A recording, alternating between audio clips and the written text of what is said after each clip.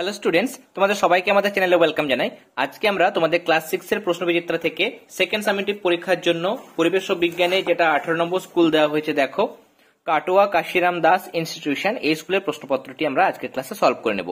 তবে তার আগে যারা এখনো পর্যন্ত চ্যানেলটি সাবস্ক্রাইব করনি তারা অবশ্যই সাবস্ক্রাইব করে নিও, এবং পুরনো যে সমস্ত ক্লাসগুলো হয়ে গেছে সেগুলো দেখার জন্য তোমরা আমাদের চ্যানেলের প্লেলিস্ট অপশনে যাবে, সেখানে ক্লাস 6 প্রশ্নবিচিত্রা সেকেন্ড সামেটিভ এই নামে প্লেলিস্ট পেয়ে যাবে। সেই প্লেলিস্ট থেকে পুরনো ক্লাসগুলি অবশ্যই দেখে নিও। দেখো 18 নম্বর স্কুলের আমাদের একের দাগের প্রথম প্রশ্ন, প্রদত্ত কোনটি আগ্নেয় শিলা? এগুলোর মধ্যে দেখো গ্রানাইট যেটা সেটা হচ্ছে আগ্নেয় শিলা।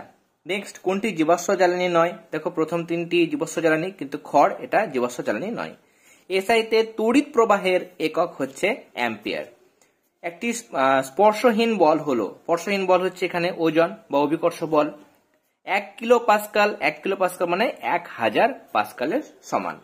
এরপরে কাঁধে ও কোমরে যে অস্থিসন্ধি আছে তা হলো বল ও সকেট সন্ধি। নেক্সট, দুইয়ের দাগের প্রশ্নগুলো সলভ করব। প্রথম প্রশ্ন, শেল কি জাতীয় শিলা? শেল হচ্ছে এক ধরনের কিন্তু পাললিক শিলা, তাহলে পাললিক শিলা এটা তোমরা লিখবে এবং পূর্ণ বাক্যে আনসার লেখার কিন্তু চেষ্টা করবে। এরপরে শূন্যস্থান পূরণ করো। বৃদ্ধির হার মানে হচ্ছে কি? বৃদ্ধির পরিমাপ বাই সময়, মানে একক সময়ে যে বৃদ্ধি হয় সেটাকে কিন্তু বৃদ্ধির হার বলা হয়। ইউনিট টাইমে যতটা গ্রোথ বা বৃদ্ধি হয়। তাহলে এখানে যে জিজ্ঞাসা চিহ্ন দেওয়া হয়েছে এখানে তোমরা বসাবে বৃদ্ধির পরিমাপ। এরপরে পরের পাতায় চলে যাব। দেখো দেওয়া হয়েছে ইলেকট্রিক ইস্ত্রি চালু করা হলো, এখানে কোন শক্তিতে রূপান্তরিত হয় তা লেখো। যখন ইলেকট্রিক ইস্ত্রি চালু করা হয় তখন চালু করার জন্য তড়িৎ শক্তি দিতে হয়, তাহলে প্রথমে আমরা যেটা দিই সেটা লিখবো তড়িৎ শক্তি। তড়িৎ শক্তি দেওয়ার ফলে এখানে ইস্ত্রির মধ্যে কিন্তু তাপ উৎপন্ন হয়। কেমন? তাহলে তড়িৎ শক্তি থেকে তাপ শক্তি, এটা হচ্ছে শক্তির রূপান্তর। নেক্সট কোশ্চেন, বার্নৌলির নীতিটি লেখো। এটা কিন্তু আমরা আগের সেটেও পেয়েছিলাম এবং বহুবার অনেকগুলো সেটেই কিন্তু আমরা পেয়েছি। রাইমার্টিনের ক্ষেত্রে আমি শুধুমাত্র তোমাদের পেজ নাম্বারটা ওপেন করে দেখিয়ে দিচ্ছি। পেজ নাম্বার হচ্ছে দেখো 215 পাতা। কেমন? এখানে বার্নৌলি নীতি দেওয়া হয়েছে, এখান থেকে শুরু করে এতটা পর্যন্ত তোমরা লিখবে। নেক্সট, দ্বিপত্র কপাটিকা হৃৎপিণ্ডের কোথায় থাকে? এটা আমরা আগে সেটা পেয়েছিলাম, তবু আর একবার লিখে দিচ্ছি। বাম অলিন্দ এবং বাম নিলয়ের সংযোগস্থলে। কেমন? বাম অলিন্দ ও বাম নিলয়ের মাঝে, বা তার সংযোগস্থলেও লিখতে পারো। বাম নিলয়ের আমি লিখলাম মাঝে। নেক্সট, 3-1, পেট্রোলিয়ামকে শোধন করা দরকার কেন? খনি থেকে উত্তোলন করার পর সরাসরি কিন্তু আমরা পেট্রোলিয়ামকে ব্যবহার করতে পারি না। তার কারণ হচ্ছে, দেখো এখানে দেওয়া হয়েছে পেট্রোলিয়াম হলো অতি জটিল কার্বন হাইড্রোজেন যৌগ, মানে হাইড্রোকার্বন যৌগ। তার কারণ এর মধ্যে কার্বন এবং হাইড্রোজেন থাকে এবং চটচটে একটি মিশ্রণ, এতে অনেক রকমের যৌগ, জল প্রভৃতি মিশে থাকে, তাই একে সরাসরি খনি থেকে উত্তোলন করে জ্বালানি হিসেবে ব্যবহার করা হয় না। পেট্রোলিয়াম থেকে জল, মাটি এবং অন্যান্য যেগুলো অপ্রয়োজনীয় জিনিস বা অপ্রয়োজনীয় পদার্থ সেগুলোকে দূর করতে হয়, এবং দূর করার পদ্ধতিকেই বলা হচ্ছে পেট্রোলিয়াম শোধন করা বা রিফাইনিং করা। এবার পেট্রোলিয়াম শোধন করে প্রাপ্ত তরল, যেমন দেখো কেরোসিন, ডিজেল, অনেক গ্যাসও পাওয়া যায় যেমন বিউটেন, প্রোপেন, এগুলো তখন জ্বালানি রূপে ব্যবহার করা হয় বলে এর শোধন দরকার। পেজ নাম্বার দেখো 124।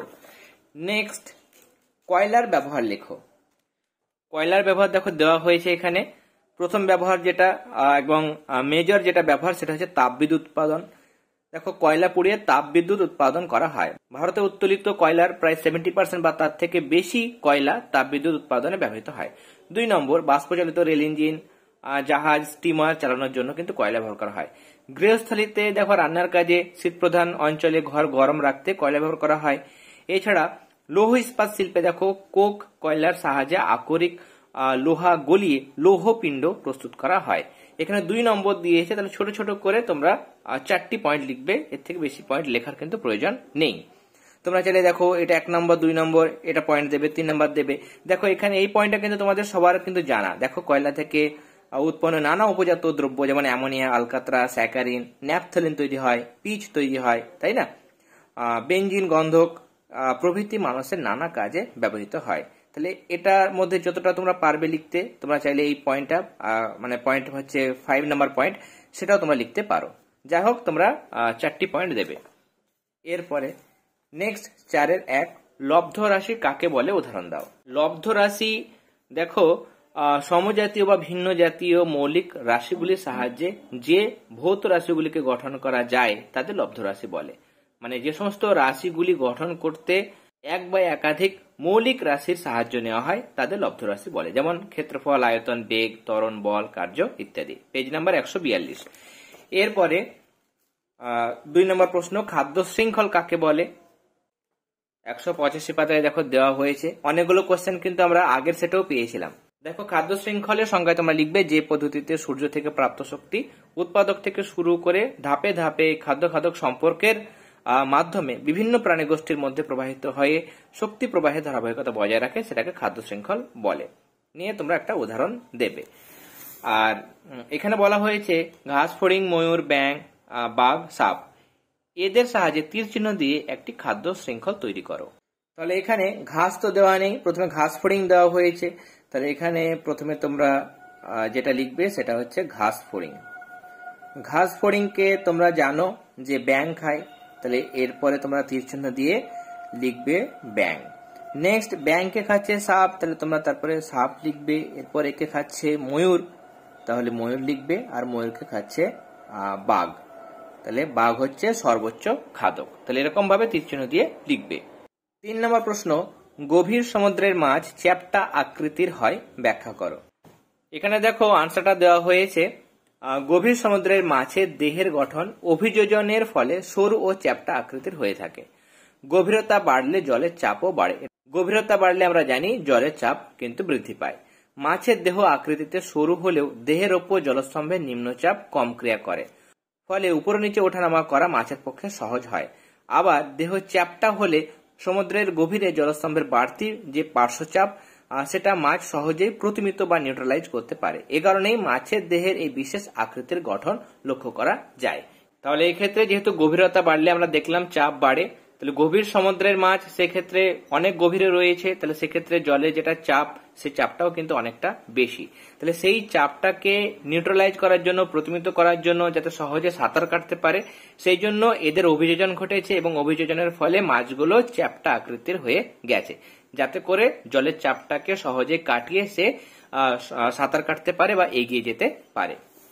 এরপরে আমাদের আজকে সেটা শেষ প্রশ্ন, শ্বেত রক্তকণিকা ও অনুচক্রিকার কাজ লেখো। 239 পেজ। দেখো শ্বেত রক্তকণিকার কাজে তোমরা লিখবে প্রধান কাজ হচ্ছে নিউট্রোফিল ও মনোসাইট শ্বেত রক্তকণিকাগুলো কি করে, ফ্যাগোসাইটোসিস বা আগ্রাসন পদ্ধতিতে জীবাণু ধ্বংস করে দেহকে সুরক্ষা প্রদান করে। তার জন্য কি বলা হয়, শ্বেত রক্তকণিকাকে পাহারাদার বলা হয়। আর অ্যান্টিবডি উৎপাদন করে, দেখো লিম্ফোসাইট শ্বেত রক্তকণিকা অ্যান্টিবডি উৎপাদন করে ও রোগ প্রতিরোধে সাহায্য করে। তাহলে দুটি কাজ লিখলে। আর অনুচক্রিকার কাজ তোমরা জানো যে রক্ত জমাট বাঁধতে বা রক্ত তঞ্চনে সাহায্য করা। শরীরে কোথাও কেটে গেলে রক্তক্ষরণের সময় অনুচক্রিকা ভেঙে যায়, ভেঙে গিয়ে কি তৈরি করে, থ্রম্বোপ্লাস্টিন নামক এক ধরনের তঞ্চনকারী পদার্থ, মানে যা রক্ত তঞ্চন করতে অর্থাৎ রক্তকে জমাট বাঁধতে সাহায্য করে। তাহলে এরকম পদার্থ উৎপন্ন করে, তার ফলে কি হয়, সেটা রক্ত জমাট বাঁধতে বা রক্ত তঞ্চনে সাহায্য করে। এর ফলে দেহে অতিরিক্ত রক্তপাত বন্ধ হয়। তাহলে আজকে আমরা প্রশ্নবিচিত্রা থেকে 18 নম্বর স্কুলের প্রশ্নপত্রটি সলভ করে নিলাম।